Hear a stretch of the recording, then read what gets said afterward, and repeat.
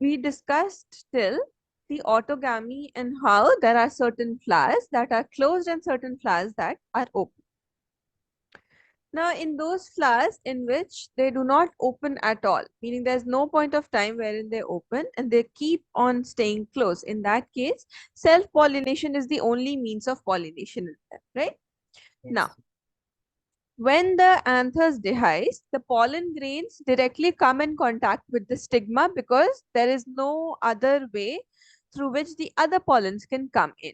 There are no chances of any pollination other than the autogamy or self-pollination in the case of cleistogamous flower. Whereas when we talk about the chasmogamous flower, so both the kinds of pollination can take place. Self-pollination can also take place as well as cross-pollination. Now, the best advantage of having a cleistogamous flower or a closed flower is that there is no wastage of pollen, meaning however many pollens that will be synthesized, they'll be released and they'll be pollinating the stigma of the same flower. So there'll be no wastage. And none of the anthers are going to go in the atmosphere to get wasted. So that is the thing. So they produce a short seed set even in the absence of pollinators. So like they don't need pollinators, isn't it? If the flower is closed, they don't need any agent to bring about the pollination. So they produce a short seed set. They produce a set number of seeds and that is it. Like they do not produce much more than required. But in the normal cases, like in the case of cross pollination, the flowers they produce much more amount of pollen than what is required because they know that some of it will be wasted, some of it will just go around in the air. So that is why they produce much more pollen than required. Now, the second type of pollination is geitonogamy. Here, the transfer of pollen grains from the anther of this, of one flower to the stigma of another flower. Right here, the flower changes, but the plant is same. So genetically, same kind of pollen grains will be there because the plant is similar. So it is functionally cross pollination. I mean, it is just like a cross pollination because the flower has changed, but it's not genetically cross pollination. It's genetically similar to autogamy because the source of pollen is one. That is the same plant. Then comes the xenogamy, that is cross pollination. Now, here from one anther to another stigma of the two different plants. So now the plant has changed.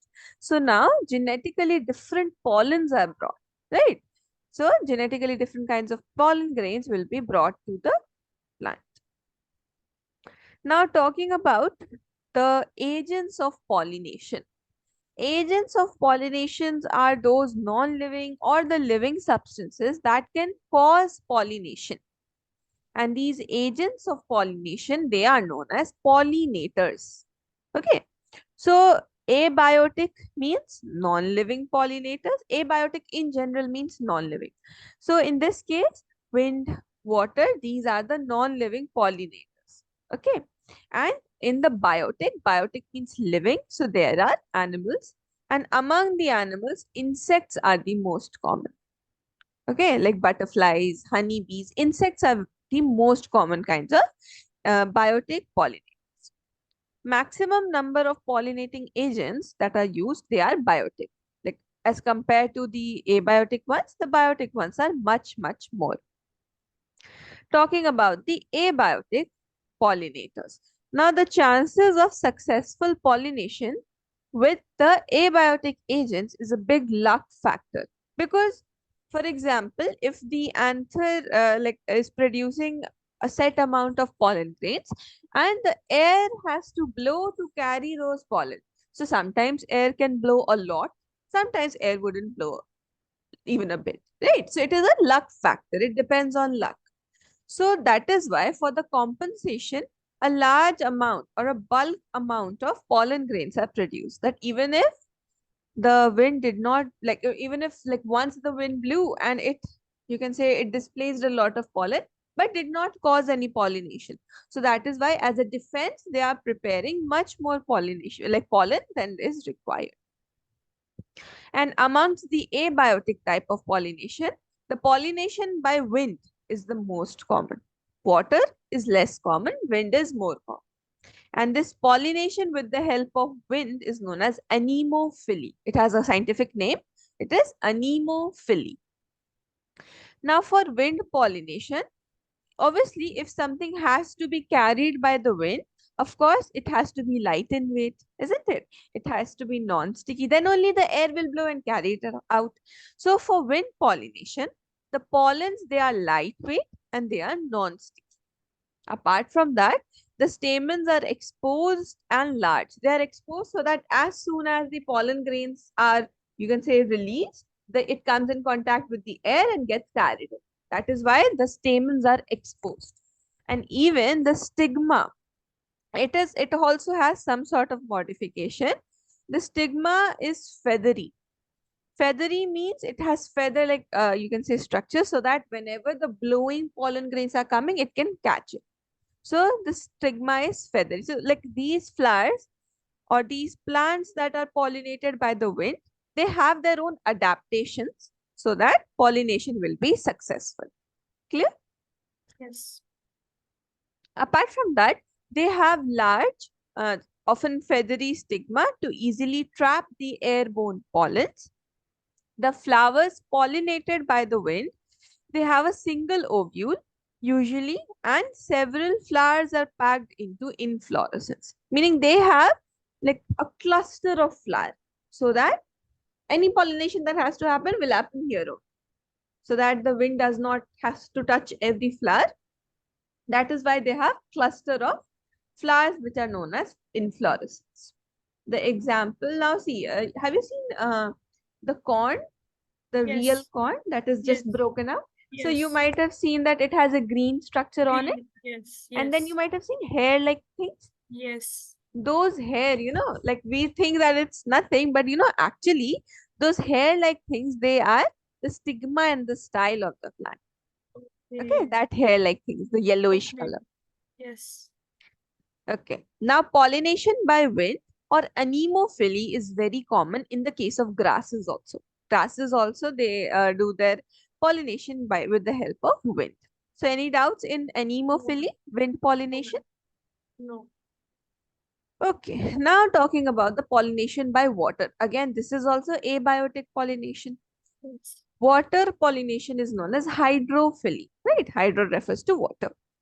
Now, this type of pollination is rare and only 30 genera have adopted this, and they are mostly monocotyledons. You know what monocots are? Oh. See, you know what angiosperms are? Yes. Those are the flowering plants, right? Yes. Now, those angiosperms are further divided into dicots and monocots. Okay, Okay. dicotyledons and monocotyledons. So, monocotyledons are one type of angiosperm. Okay. Okay, so in them, or mostly in them, water pollination happens. In most of the dicots, water pollination does not happen. And 30 genera means 30 genus. Now, for the transport of male gametes in lower plants, such as algae, bryophytes, pteridophytes, these all, water is very essential because these are mostly aquatic plants or near, like algae is aquatic, bryophyte is like aquatic also, it lives on land also, and pteridophyte is like you can say it lives near the water. So for these three, water is extremely important for pollination. Now let us see some examples. So some of the water pollinated plants are Vallisneria and Hydrilla.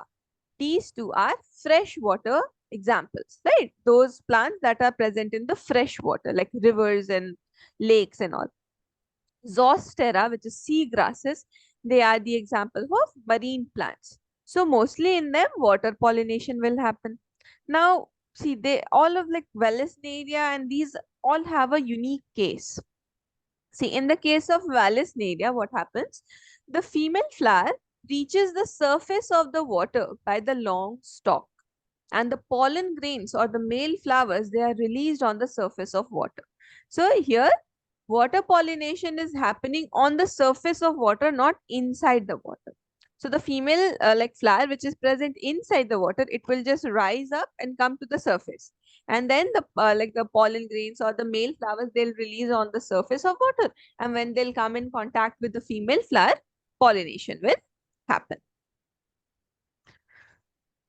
And in this case, the pollen grains or they are carried passively by the water currents, because we know water have a movement, right? So because of the water currents, the pollen grains will be carried to the female part.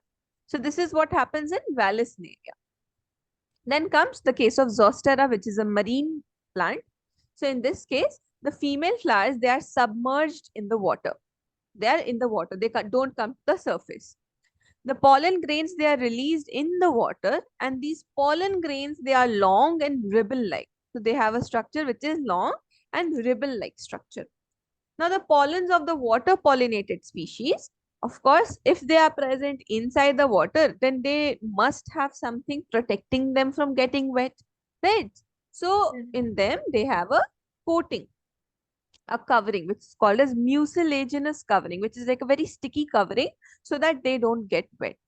Okay, so in the case of Zostera, the flowers are present inside the water only, and the pollen grains are also released inside the water, and then they fuse. Okay, Yes. now the very important thing to note over here is that not all aquatic plants are pollinated by water. We would think that, okay, since it is an aquatic plant, so obviously pollination will be happening through water only. But no, in most of the cases, the aquatic plants, they are pollinated by the wind. Very less, only 30 genus, they are only pollinated by water, that's it. Now, in majority of aquatic plants, such as water hyacinth, which is known as Econia in the scientific term, and water lily, which is called as nymphia. These flowers, they emerge above the level of water, and then they are pollinated by either insect or wind. So no water is helping in their pollination. Now, the wind and the water pollinated flowers, they are usually not brightly colored or they are not very beautiful. Can you tell me why? Because they're inside the water and the color fades or dissolves in the water because of the moisture. No. See, since wind and water, both of them are abiotic agents, right? And Yeah. mostly all the beauty that is there in the flower, the fragrance that is there, all of it is there to attract insects. Okay. It is just there so that insects would be attracted. Now, since it Yes. is wind and water, something that is non-living, so they don't have to attract them. So that's Yes. why they are dull colored and they're not very Okay. bright and beautiful. Okay. But when you look at the flowers that we have, the rose, the lilies, Yes. all of them, so beautiful they are. This is Yes. the reason why they are beautiful is because they want to attract the insects. Got it? Yes. Now, majority of the flowering plants, they are pollinated by the biotic agents, meaning the living agents, out of which bees, butterflies, birds such as hummingbirds, sunbirds, then there are bats, flies, beetles, wasps, ants, and moths. All of these are the common pollinating agents. Amongst them, bees are the most common pollinating agent. You might have always seen a bee hovering around a flower, Yes. isn't it? Now see, the pollination which is done by the insects is called as entomophily. Entomophily. Hydrophily was water pollination. Anemophily was wind Yeah. pollination. Pinpoint. Now, larger animals such as the primates, such as lemurs, then tree dwellers like arboreal rodents like squirrels and all, they and reptiles such as gecko, lizard, and garden lizard, they also can cause pollination, but they are not the very common pollinating agents. They're like they can cause. Now, majority of the insect pollinated flowers, they are large, colorful, fragrant, and rich in nectar. These adaptations are made to attract the animals or mostly the insects. It is done so as to attract the insects. Now, when the flowers are small, just one second here, just one second.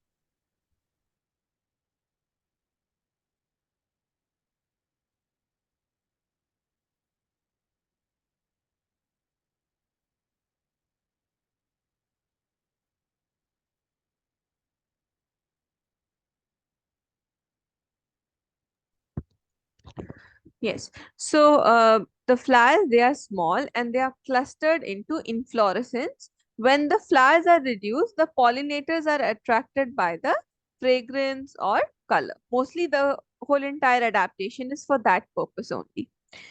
But thing is that if the flower is pollinated by the flies or beetles, then those flowers do not have a colorful appearance or fragrance. Rather, they have foul odor, meaning bad smell. So that these insects, they get attracted to bad smell rather than good smell. Only for flies and beetles. Now, the flowers, they also provide rewards to the pollinators in the form of nectar and in the form of pollen grains. And these rewards that are provided by the flower, we call them as the floral rewards. Okay, so meaning whenever the insect is coming to the flower, it's not like the insect is just like that coming to the flower. It's coming there because it is getting nectar. Honeybee comes to the flower because it gets nectar and it can use that nectar to make honey, right? So it requires that. So that is why those become the floral rewards for the insect. Now, whenever the insect or animal comes to the flower so that it can get the nectar, or maybe in search of nectar only, or maybe in search of pollen grains to eat, because pollen grains, as I told you, it's very rich in proteins. So Yes. some insects eat it also. So in that time, the body of the animal, it gets coated with the pollen grain, because pollen grain gets like throughout its body. And when they go to another flower, they deposit the pollen over there, because the flower, like the insects go from one flower to another flower to another flower, thereby causing pollination.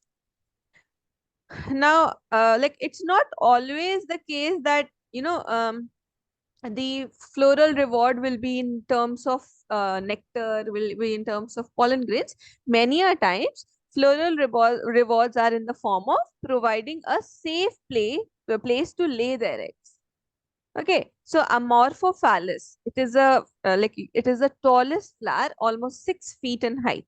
So what this is one example because it is a very tall flower. So if an insect comes and deposits its egg over there, no harm can be happening to the insect's eggs, right? So that is a so when that insect will come to the Amorphophallus flower, it will deposit its egg and its body will get coated with pollens. Then it will go to another flower to deposit its egg. So it will cause pollination.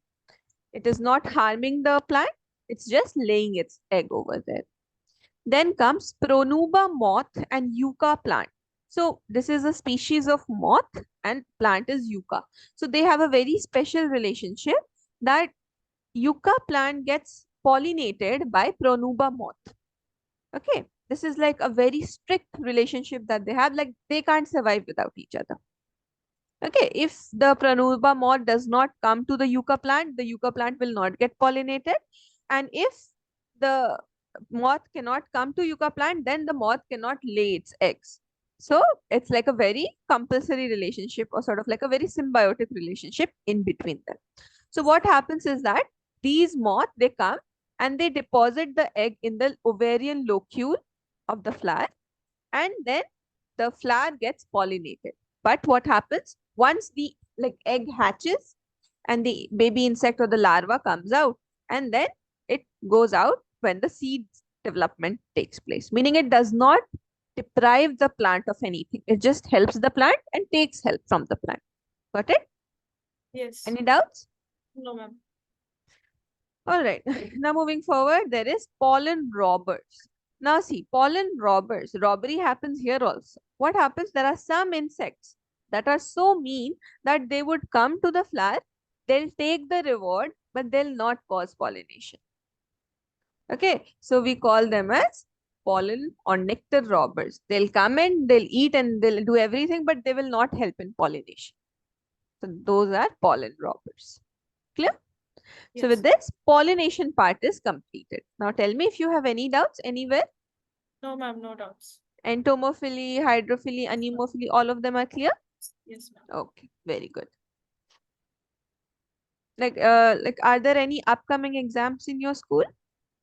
Yes, ma'am, I have monthly test. Unit Okay, test 3. Uh, Next Thursday. next Thursday. And what is the Yes. portion for that? microbiomes and health and disease, Human human health and health and disease. disease. So what about those chapters? We are doing it in class. Okay, you're doing it in Yeah. class. Yes. Are you facing any difficulty in that? No, ma'am. Ma'am is our class teacher is taking test daily and Oh, making good. notes on the project. Okay. Okay, now you can note it down. You can switch off your video. Write down comfortably.